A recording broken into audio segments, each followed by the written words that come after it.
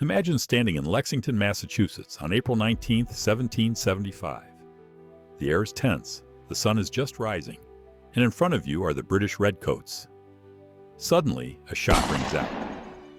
Who fired? No one knows. But that sound changed the course of history.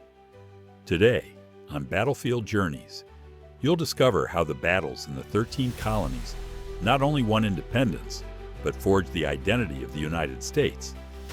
Stay until the end, because I'll reveal the secret behind these battles that you can apply today, even in your daily life.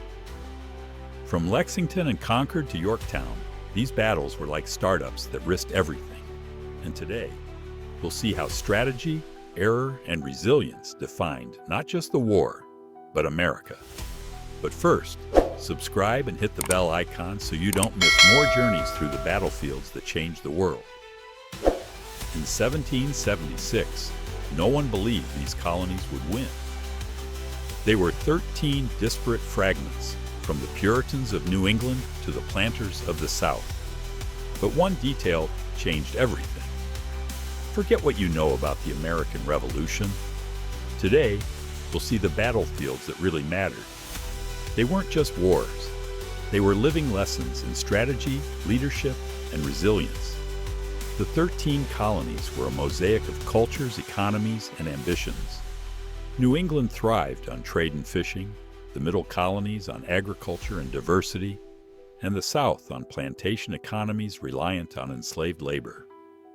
This diversity meant that unity was a challenge, but it also meant that each colony brought unique strengths to the fight. Let's start with Lexington and Concord, April 19th, 1775. This wasn't a big battle, but it was the beginning. The British redcoats marched to confiscate weapons, but the colonists, led by figures like Paul Revere, were ready. The shot heard round the world wasn't just a shot. It was a challenge to British authority. But here's the twist. It wasn't the battle that mattered, but the retreat. The redcoats were ambushed on their way back, losing nearly 300 men. This showed that the colonists could fight, and fight well. The militia's use of guerrilla tactics, hiding behind trees and walls, was a stark contrast to the British line formations. This event wasn't just military, it was psychological, proving that the colonies could resist. This event challenges the belief that big battles win wars. Sometimes it's the strategic retreat that makes the difference. Think about it. How many times in your life have you had to step back to move forward? This lesson from Lexington and Concord is as relevant today as it was then.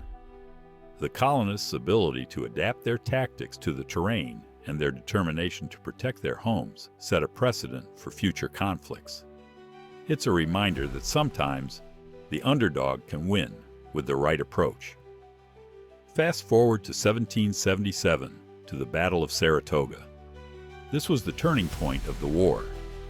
The British, under General John Burgoyne, planned to divide the colonies, but they underestimated the Americans. Burgoyne didn't account for French help, which came because of this battle. Meanwhile, George Washington was at Valley Forge facing a brutal winter. His troops were demoralized, poorly equipped, and hungry.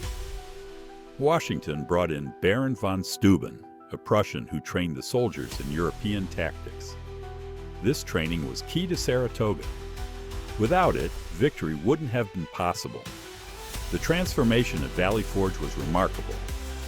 Soldiers learned discipline, bayonet drills, and the importance of supply lines.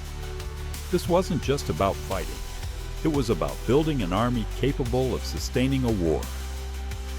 Benedict Arnold, before being a traitor, was a hero at Saratoga. His leadership on the field was crucial. But his story teaches us that even heroes can fail. Why? Because ambition and resentment led him to betray later. This leads us to the lesson.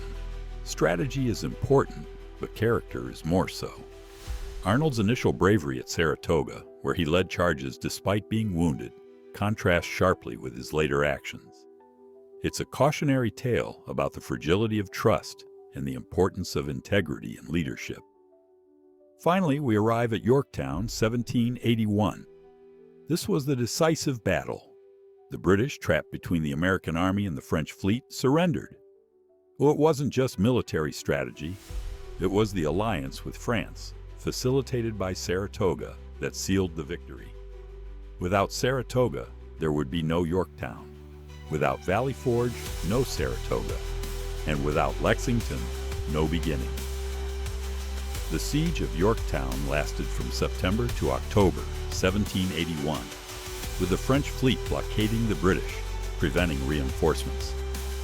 The American and French forces, under Washington and Rochambeau, used trenches and artillery to wear down the British.